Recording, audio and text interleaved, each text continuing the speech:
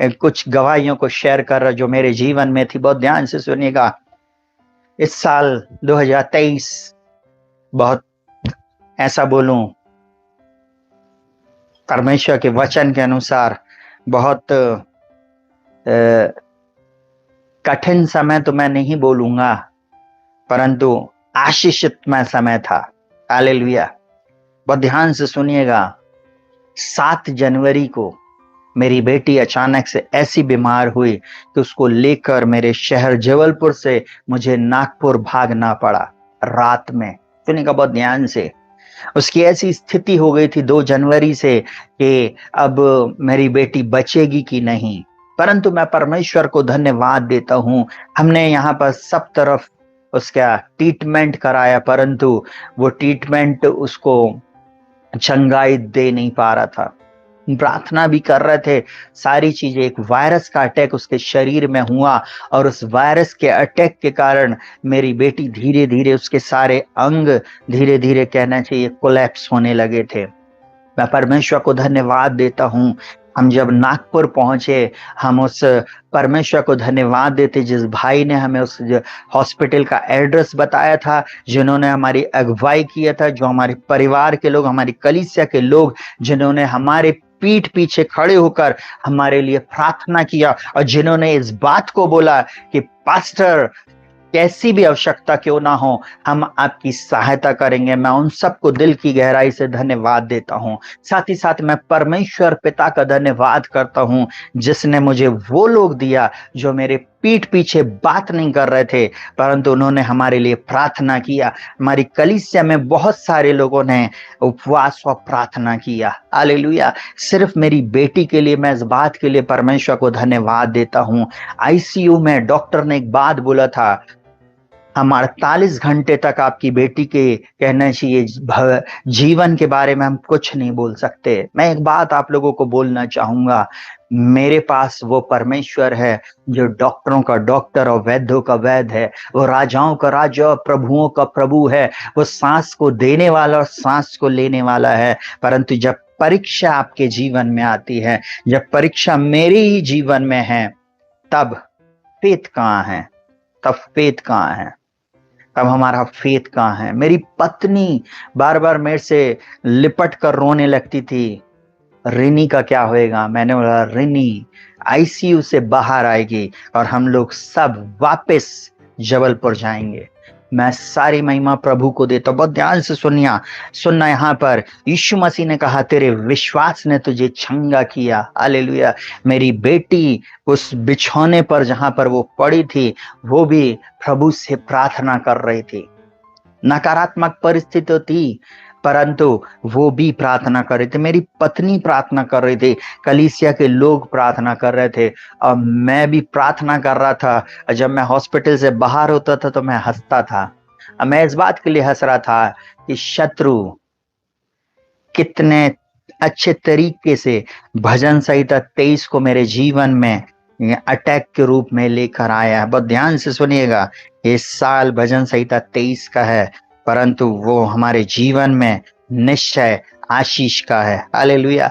दुनिया के लिए शायद ये भजन संहिता 23 रटा रटाया हो, परंतु मेरे लिए ये भजन संहिता जीने के लिए कहना चाहिए बन गया। आज दाऊद अगर बोल सकता है तो मैं भी रक्षित जोसेफ इस बात को बोल सकता हूं, यहोवा मेरा चरवाहा है, अब मुझे कुछ घटी ना होगी। वह मुझे हरी हरी चराइयों में ले जाता है, वह मुझे सुखदाई जल के झरने के पास ले चलता है, वह मेरे जी में जी ले आता है, धर्म के मार्गों में अपने नाम के निमित्त मेरी अगुवाई करता है। चाहे मैं घोर अंधकार से भरी तराई से होकर चलूं तो भी हानि से न डरूंगा, क्योंकि तू मेरे साथ है। मैं एक ही बात आपको बोलूंगा, ये चौथा पद हमारे साथ 2 जनवरी से चल रहा था चिपक के। एक घोर अंधकार की तराई से अटैक पर अटैक हमारे जीवन में हुआ, कलीसिया में हुआ। मेरी कहना चाहिए बेटी के शरीर में जिस वायरस ने अटैक किया था, जिसके कारण उसके सारे ऑर्गन धीरे धीरे डैमेज होने लगे थे, हो सकता कि अगर हम समय पे नहीं लेके जाते तो आज वो शायद नहीं होती, परंतु वो आज जीवित है, भली चंगी है। परमेश्वर पिता का धन्यवाद हो। Hallelujah, hallelujah. आज वो सही सलामत हमारे बीच में है। हालेलुया। इस बात के लिए मैं परमेश्वर को धन्यवाद देता। फिर एक और अटैक हुआ हमारी सेवकाई में। फिर उसके बाद एक और अटैक हुआ हमारे, कहना चाहिए मेरी पत्नी के घुटनों में।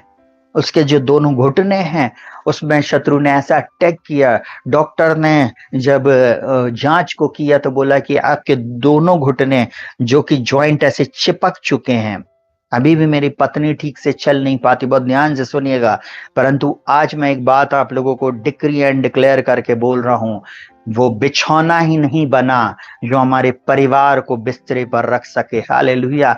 मेरा परमेश्वर है जो हमें उठाकर खड़ा करता है, उसके सोटे और लाठी से मुझे शांति मिलती है। अगर मेरा परमेश्वर जिसने मेरी बेटी को चंगा किया, जिसने मेरे बेटे को भला चंगा रखा, जिसने मुझको भला चंगा रखा, जिसने आज आप लोगों को भी भला चंगा रखा, वो ही परमेश्वर मेरी पत्नी को भी इस समय चंगाई दे दिया है। हालेलुया। मैं घोषणा करता हूं, जब हम घोषणा करते हैं तब परमेश्वर अद्भुत चमत्कारों को करता। और यहां पर सुनिएगा बहुत ध्यान से, ये भजन संहिता 23 उसका 4 हमारे जीवन में बिल्कुल कहना चाहिए हर तरफ से कहना चाहिए हो रहा था।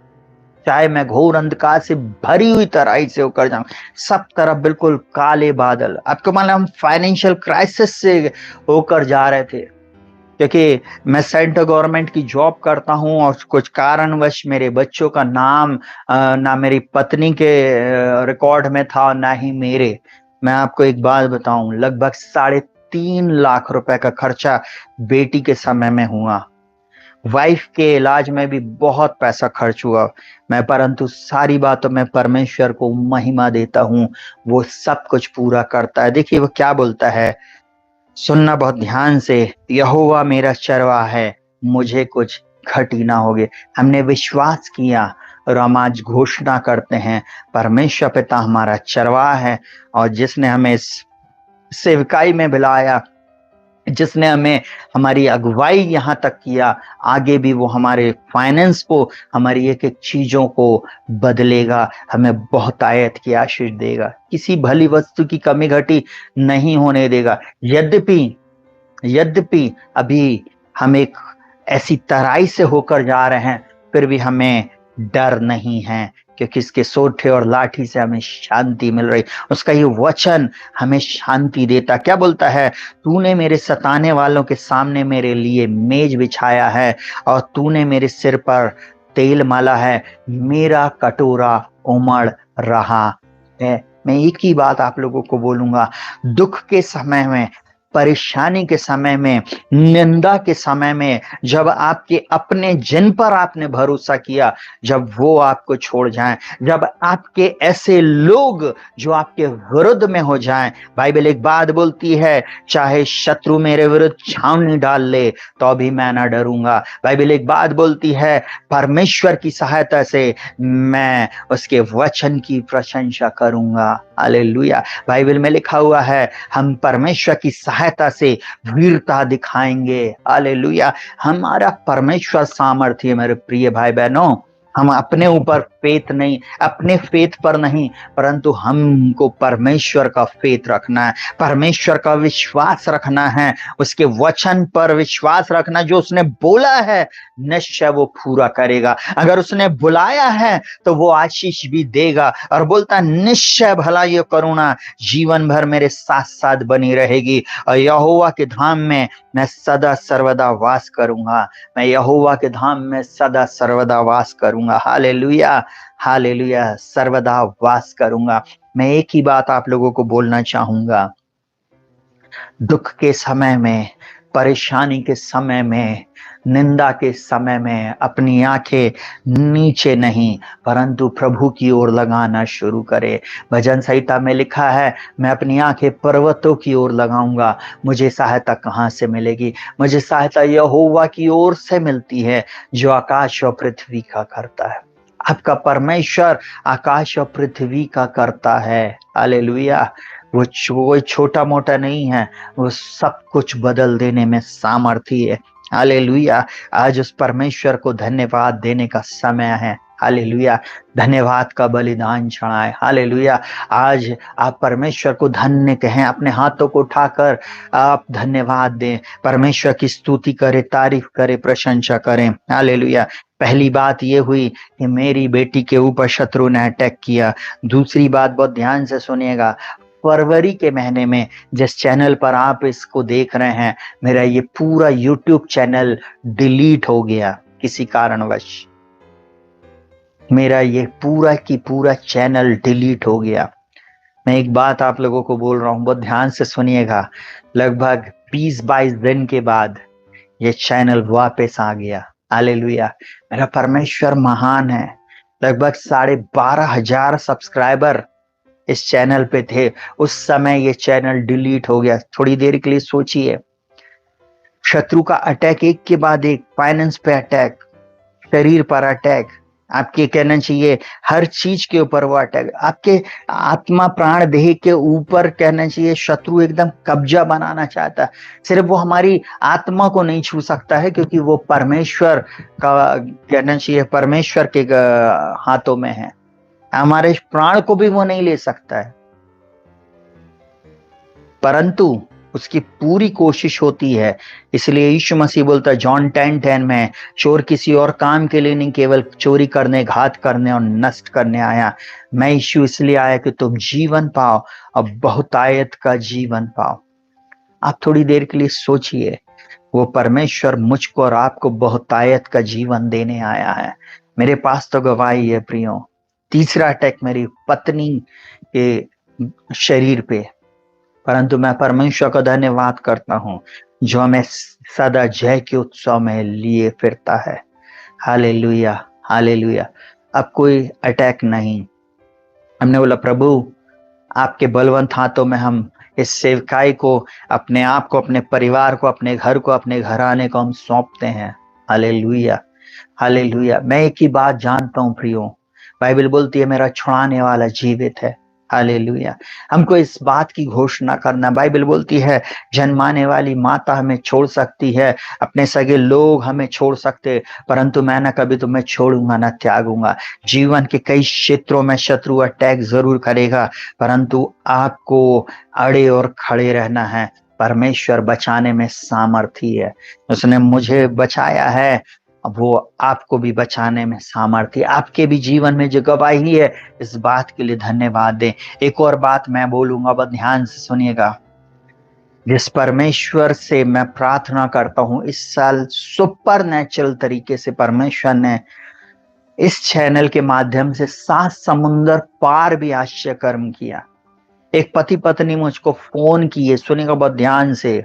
वे जर्मनी से उन लोगों ने फोन किए, बोले पास्टर आधी रात को, बोले पास्टर हम आपका मैसेज डेली सुनते हैं और साथ ही साथ हम आपके अनन्य भाषा की प्रार्थना प्रतिदिन सुनते हैं। 10 मिनट 20 मिनट जब भी हमें समय मिलता है हम जरूर सुनते हैं, परंतु आप हमारे लिए प्लीज प्रार्थना कीजिए कि हमारे बोले मेरे पति का कहना चाहिए जॉब लग जाए। हमने बोला ठीक है बहन, हम प्रार्थना करेंगे। और रात में उनके लिए मैंने व्हाट्सएप पे कहना चाहिए, अपनी ड्यूटी पे था, मैंने उनके लिए प्रार्थना किया। और मैं एक बात आप लोगों को बताऊंगा बहुत ध्यान से, कुछ ही समय के बाद परमेश्वर ने उस बेटे को एक अच्छी गवर्नमेंट जॉब दी, वहां की जॉब दिया। सारी महिमा मैं प्रभु को देता हूं।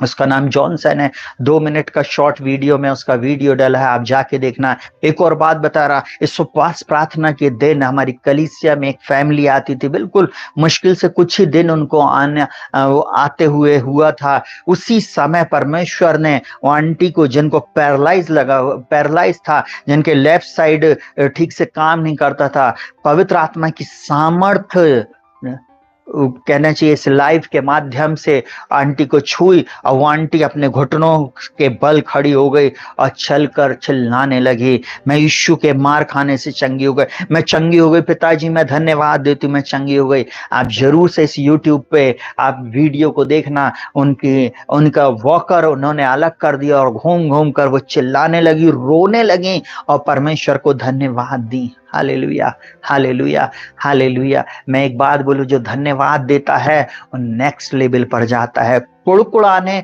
और बुड़बुड़ाने वाले इजरायली कभी भी अपने गंतव्य देश में नहीं पहुंचे। परमेश्वर ने अपने बलवंत हाथ और बड़ाई भुजा से उनको मिस्र देश से निकाला और लेकर गया उनको कानान देश की ओर। परंतु बीच में ही वे अपना मन उन्हीं पुरानी बातों में लगाने लगे, उन्हीं पुरानी चीजों पर उनका ध्यान जाने लगा। पुराना वही उनको अदरक, लहसुन और प्याज और वो सारी चीजें, मिस्र का वो मनमाना भोजन जो करप्ट था, वही उनको पसंद आया। उन्होंने परमेश्वर की उस आश्चर्यकर्म को नहीं ध्यान दिया, परंतु उन्होंने ध्यान दिया मिस्र के भोजन को, और रास्ते में ही परमेश्वर ने उनको नाश कर दिया। कई बार मूसा उनके लिए प्रार्थना करने के लिए खड़ा हुआ, कई बार मूसा उनके लिए मांगता रहा, परंतु उन्होंने अनाज्ञाकारिता अनाज्ञाकारिता अनाज्ञाकारिता में रहे, अनाज्ञाकारिता में ही वो चले, और कभी भी वो धन्यवादी नहीं रहे।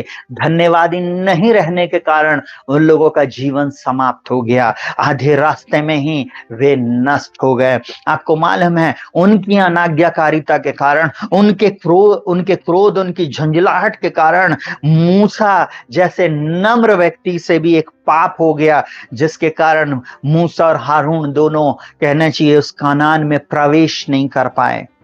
मेरे प्रिय भाई बहनों, बहुत ध्यान से सुनिएगा, मसीही जीवन धन्यवादी जीवन है। एक मसीह को प्रतिदिन धन्यवाद करते रहना चाहिए, हर परिस्थिति में उसको धन्यवाद करना चाहिए। Hallelujah, hallelujah. थोड़ी देर के लिए सोचिए, जिस परमेश्वर ने उनको गुलामी से, दासता से, 430 वर्ष की गुलामी से निकालकर एक ऐसे देश में ले जा रहा था, 40 वर्ष उन्हें ऐसा खाना खिलाया जो स्वर्ग की रोटी थी, परंतु उन्होंने उसको नहीं चाहा। उनको अभी भी वो अदरक और लहसुन और वो मांस चाहिए था। कई बार मेरे और आपके भी जीवन में ऐसा होता है, हम भी वही बातों पर फोकस करने लगते हैं। आज से मत कीजिए प्रियो, मत कीजिए।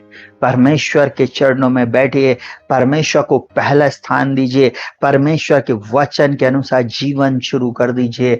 आप देखना, एक दिन आपकी दशा और दिशा बदल जाएगी, आपकी परिस्थितियां मेरा परमेश्वर बदल देगा।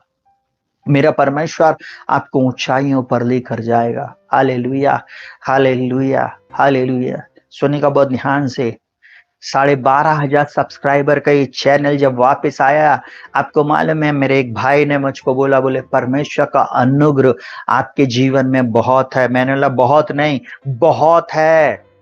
ऐसे हाथ उठाकर आपको भी बोलना, मेरे जीवन में परमेश्वर ने जितनी भलाई की है उसके लिए मैं उसको धन्यवाद करता हूँ। Hallelujah, hallelujah. जब आप ये भजन संहिता पढ़ते हैं, आपको मालूम है, लोग सोचते बस ऐसे ही लिखा हुआ है, रूटीन में बोले चले जा रहे हैं। नहीं, उसको आप अपने जीवन में फील करें, अपनी परिस्थिति में फील करें, कैसे परमेश्वर ने आपकी परिस्थिति को बदल दिया है। हालेलुया। वो परमेश्वर आपके जीवन में कितना अद्भुत कार्य कर रहा है। मेरे प्रिय भाई बहनों, थोड़ी देर के लिए सोचिए। Hallelujah, hallelujah. क्या अभी भी आप, कहना चाहिए, धन्यवाद नहीं देंगे? उन 9 कोड़ियों के समान तो नहीं रह जाएंगे जिसने चंगाई तो प्राप्त किया, छुटकारा तो प्राप्त किया, जिनके जीवन में लज्जा थी, जिनके जीवन में बहिष्कृत थे वो समाज से, आपको मालूम है, परंतु वो 9 वापस नहीं आए। आप 9 में हैं या वो 1 में हैं, ये आपका चुनाव है, आपका चुनाव है। Hallelujah, hallelujah.